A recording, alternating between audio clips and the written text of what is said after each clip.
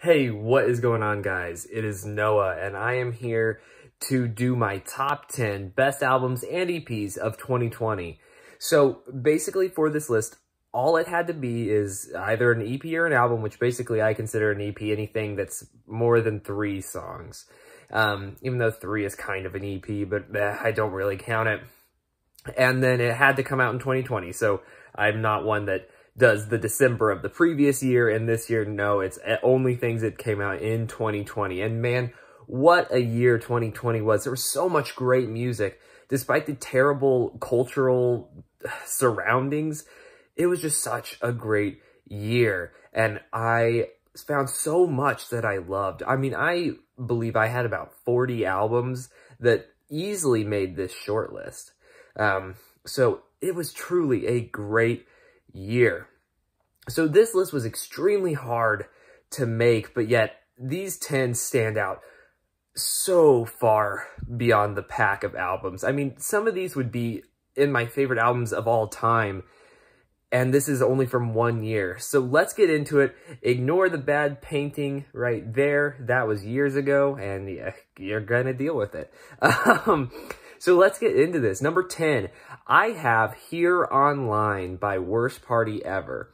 This EP is by a more independent band, and Worst Party Ever is really interesting to me because they have all of this, they have such a young spirit to them, which sounds really dumb to say, but I think it really touches on a more youthful content matter. There's a lot of songs about on this EP, some of the songs are about, you know, graduating, trying to find your place, how you cope with the world. And it's got a lot of these like post high school kind of subject matter, which is something that obviously relates to me. And it just has such a young vibe to it. Again, that's a terrible way to describe it, but they do just have a lot of that teenage angst kind of feeling. But it's well warranted. I mean, it's the teenage angst that becomes adult concerns, and it's well warranted. And a lot of it, I mean, it's a truly great album. It's got a little bit of a punk feel. Really, I do recommend this one a lot. It's something that, even from the second it came out, I was obsessed with this band. And definitely if you're wanting a track to start with, I'd start with What About You, which I'll give you a recommended track for all of them. Check out What About You. If you don't like that one, you won't like it, but trust me, it's a great EP. It really does have a lot of power in it. My number 9 pick is The Midnight's Monsters. So The Midnight is a synthwave band, very synth-oriented. And I absolutely love that. It's something that really clicks with me. It's definitely my kind of music. And there are a lot of songs on this album that are instrumental. And I could see a lot of people feeling like it is filler. But for me, I don't agree. It really sets an atmosphere, and it's really well-crafted instrumentals. And I really enjoy it. Again, anyone that knows my taste knows I also like to listen to a lot of instrumental stuff for studying or just for relaxing or that kind of thing. So this really does connect with me on a lot of levels, but that's not to take away from the actual more, I guess, pop-leaning songs, but more what I mean by that is the ones with lyrics. It doesn't take away from that at all, because the ones with lyrics definitely feel part of this synth futuristic universe that the band creates, and the vocals just really complement that. A great example of what I love about this album is on Prom Night. Prom Night has this soaring hook that I absolutely adore, and it's just about holding on to a loved one or a significant other, holding on to youth. It's beautiful. It's absolutely perfect. Genuinely, this album is great, and I absolutely love it. Again, Prom Night would be the one I'd recommend from The Midnight's Monsters. So my number 8 pick will actually surprise me, and I know a lot of people will. It'll probably surprise them because I sung this one's praise a lot. And honestly, prior to really buckling down and looking at this list, it was going to be in the top 4 for sure, but it shrunk on me just a little. That's not to say it's bad, but it just shrunk on me a little bit, and it doesn't quite click as well, but that's not saying much because, again, I had 40 albums that I was considering for this list, and all of them were hard to cut. So to say that 8th place is not as good is very minor. So this is Jason Isbell and the 400 Units Reunions. Absolutely great album. My first exposure to Jason Isbell, and I really, really did enjoy it. I think that it is a highly, I think that Jason Isbell is a highly talented musician, and I think that he just is able to craft songs that are genuinely well written. I mean, he has great lyrics, he has even better instrumentation, and it just is a great sound that he is able to create in his music. And again, it's just one of the things that I really do enjoy. And I think that the reason why this one shrunk is one of 2 reasons. I think that one, I listened to more of his stuff, and I think I just prefer some of the other stuff. And there's nothing wrong with that. I think it's still a great album. But 2, it's not always the best produced. Sometimes his vocals just don't come through very clear, and I'm sure that's intentional, but I just don't like it as much. And I think that's a primary reason why it shrunk on me. Again, not to say it's bad by any means, but definitely part of why I think it shrunk on me. If I was going to give a song off of this, Only Children is a really great song, really great, more acoustic song that I really enjoy. Next up, I have Do You Wonder About Me by Diet Sig, another band that I found this year. Honestly, at this point, I pretty much found all of the bands this year. I had heard of The Midnight before, but and obviously Jason Isbell, but I hadn't listened to him. So at this point, all of these are new things I found this year. Diet Sig, they are more of an indie alternative band, but they have a lot of charm to them. It's a 2-piece, and the lead vocalist, her voice is entirely unique, and it's something that I really actually truly enjoy. Their album Do You Wonder About Me is short and sweet, and it deals with a lot of heavy topics. For a really bright and sunny pop album, it is very dark at times. I feel like the main theme of this is trauma. I think of all things, trauma is a big part of it. Trauma about abuse or just general like loss, pain, relationships. It's really good, and it really impressed me when I first heard it, and every time I listen to it, I just fall back in love with it. Even when I was trying to make this list, I was down to my top, 12, and I was confident this wouldn't make it. And I listened to it again just to remember how much I loved it, and I just fell even more in love with it. Priority Mail is a beautiful, like, really short song about just missing someone. Absolutely love that song. Who Are You, Thriving, Night Terrors, Broken Body, all great songs. I don't know which one to recommend first. I guess I'm going to say Night Terrors. Just a beautiful song. Even about, like, nightmares and dealing with trauma. And, like, one line that's always stood out to me is, sorry if when I dream, I scream. It's a really powerful line to me, and I think it just, again, it's this reconciling and understanding your own trauma and being able to overcome it. And I think it's a really beautiful album that deserves a whole lot of praise. And I absolutely enjoy this album so much. It's definitely a strong standout of the year. So next, I have the new album from Blue October. It is a really, really great album. I have liked this band for a while, but I've never really dug into their stuff. And this album really, really made me want to look in more. This Is What I Live For, the name of the album, has so many personal songs, and it's something that I absolutely love. I did first know of this band, which if anyone else knows about them, it's probably through this song, their song Hate Me.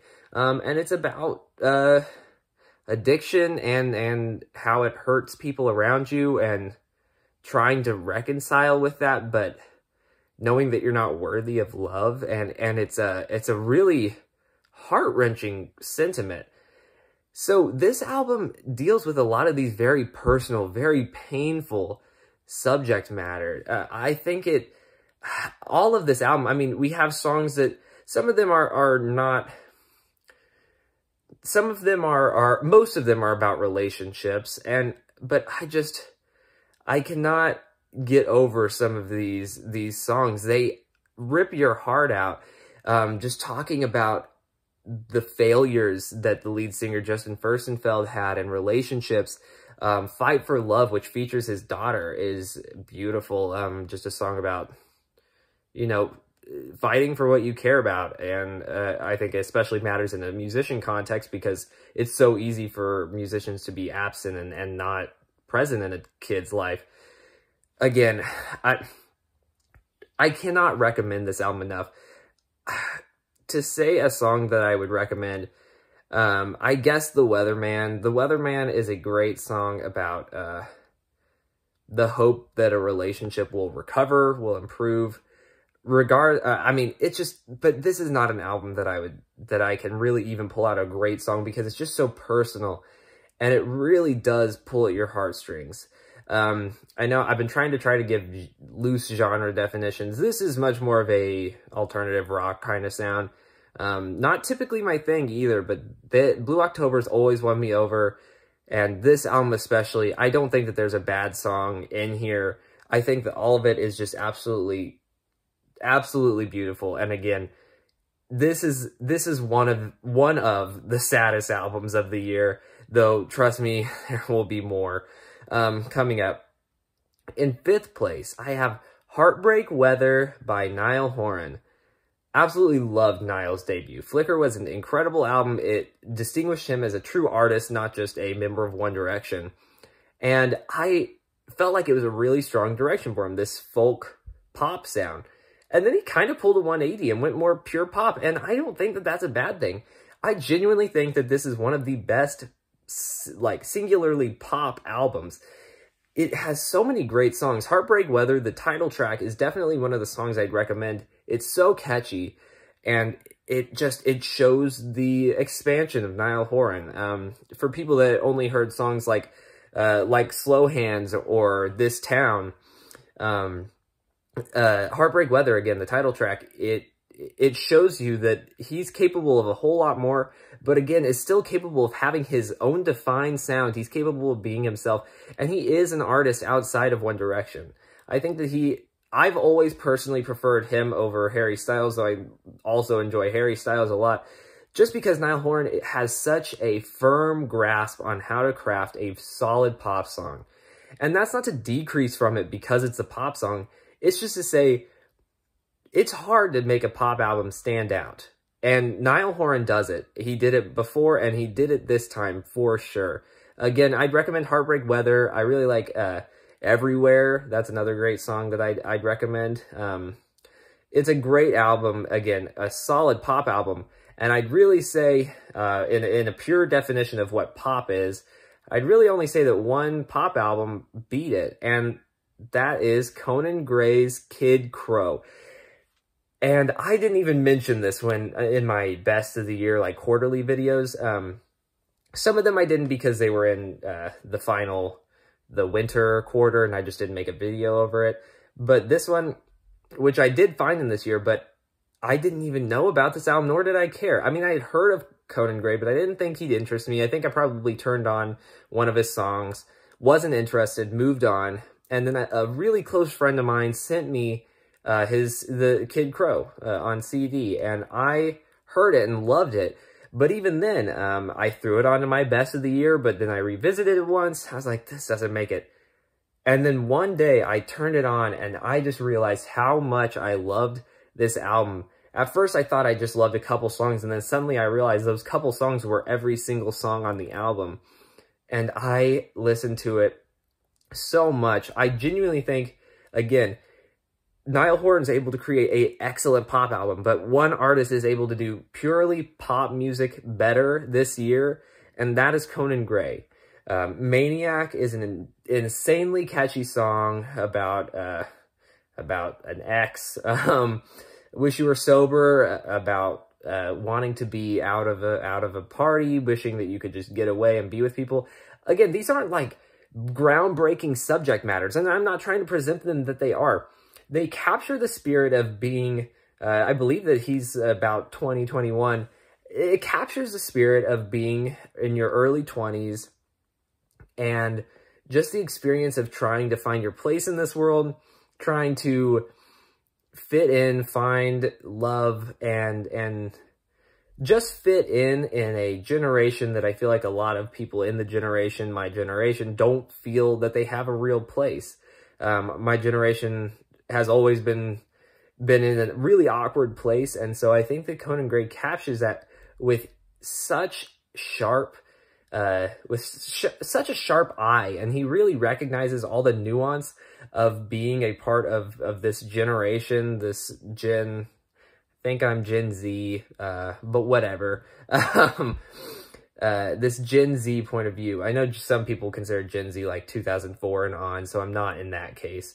Regardless, Conan Gray and I are about the same age, so you get the gist. About the same. We have about the same views, at least on how our generation was raised. So, yeah, he just captures it with such sharp wit and is really able to capture the nuance that so many people are able to look at these generations, these newer generations, and try to say that a lot of people in this generation feel entitled or whatever it may be. But it's more because of how we were raised in the cultural context that we were raised in. And I'm not going to try to get into that right now. But I think that my point here is that Conan Gray is able to capture that. He is able to perfectly snapshot this this situation that so many people find themselves in.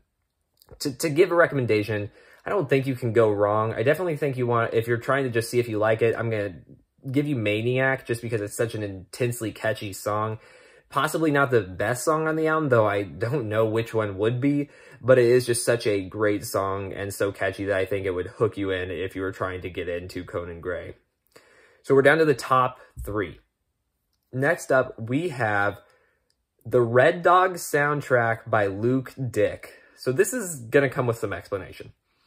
First up, Red Dog was a documentary produced by Luke Dick, and he told the story of a strip club in Oklahoma City, the Red Dog, and it follows his mom, who was a stripper, and other strippers in the strip club, along with just the general culture of being from that area of Oklahoma, or just Oklahoma in general, and how the culture of it, especially like from a more lower class perspective, or not necessarily lower class, but the more country redneck stereotype, and really gives some character to the stereotype and helps explore that stereotype. And I think that it is an excellent snapshot of Oklahoma, something that I totally understood when I was watching it. And then he came out with this documentary, and this documentary, or this soundtrack rather, and this soundtrack is mainly just inspired on the movie. I'm not sure if any of the tracks were actually in the movie. It's been about a year since I watched the documentary, but regardless, a lot of these songs are just inspired by the movie, and I was listening to it, and I just felt like it perfectly captures Oklahoma. It also, a lot of the songs mention Oklahoma, though in a way that implies that they're not in Oklahoma. And currently Luke Dick lives in Nashville, so it's perfectly possible that it could also capture Nashville, but I'm not from Tennessee. But I feel like it does capture Oklahoma.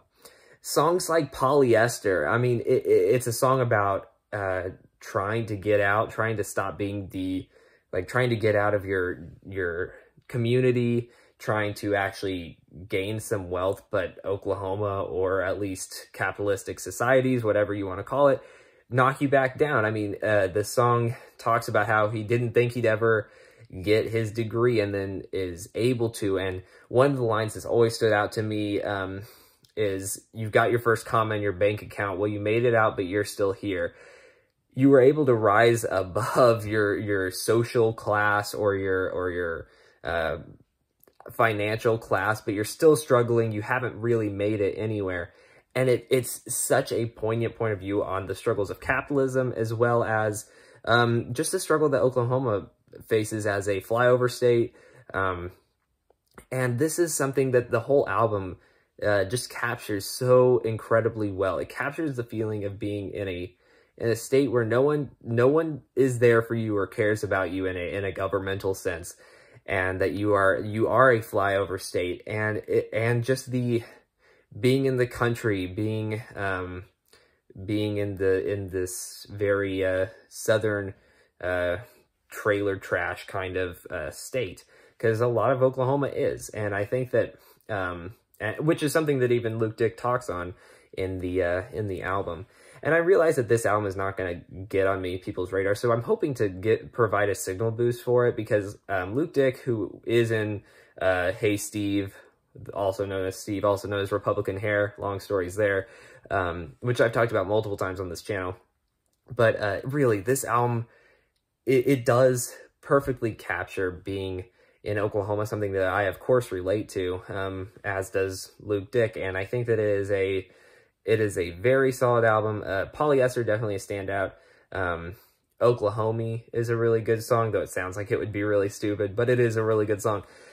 Yeah, again, it just captures this feeling of wealth disparity that we see through capitalism, or just in Oklahoma, because Oklahoma is just such a poor state, and just the joys and the downside of this nothing of a state. It's beautiful, really perfect. Any Oklahomans that got offended by my intense criticism, my apologies. But I think it's valid, and I think that anyone from Oklahoma definitely should listen to this album. It really does mean something for me, and I think it would for a lot of other people. I got 2 albums left, and honestly, these last 2 are so interchangeable. I think it could really go either way for me. But after a lot of thought, I decided to put second place Folklore by Taylor Swift. Taylor Swift really broke out of her boundaries that she had been in. A lot of people like to try to categorize her as country or as pop, and she's been able to adapt and create new stuff. And I think that this album really fermented her ability as an artist to not just be pigeonholed into one genre, as this very soft acoustic pop singer-songwriter kind of songs really work for her, and is definitely a different take than anything she had done before. It really is a standout, and I think that her storytelling is something that absolutely is a highlight on this album. Songs like The Last Great American Dynasty, definitely my favorite song, and the one I recommend you check out.